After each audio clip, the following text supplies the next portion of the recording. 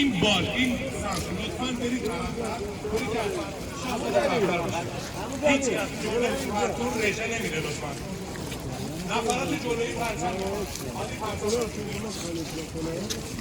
هیچی از لطفاً جلوی پرتون نباشه دو قدم برید عقب‌تر بکنم اون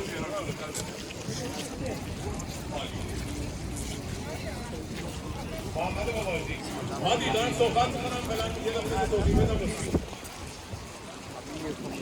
توجه کنید با اشاره دست من با گام‌های کوچیک ما میخوایم در عرض 15 ثانیه برسیم اینجا اینم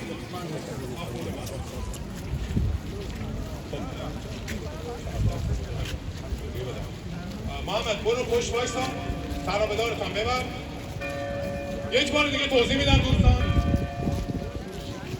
با شمارش من قدم کوتاه لطفاً خیلی آهسته و آراسته نه به هم ریخته تشریف بیارید جلو تا این نقطه با اشاره دست من همه جمعیت با هم میستن و بقیه سناریو رو معمم آخوند هر دوستی که کسافت اسمشونه بقیه رو با همکاری دوستان من انجام میدم لطفاً هر چقدر که از صف جلو فاصله بگیرید فیلم برداری و کلوز گرفتن از شما کار راحت‌تری خواهد شد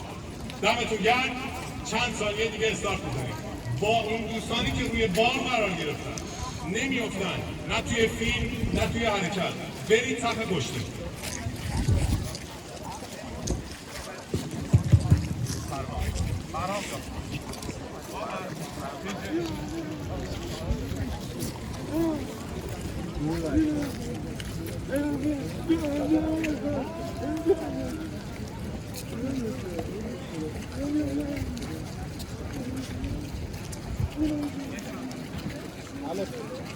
Alex.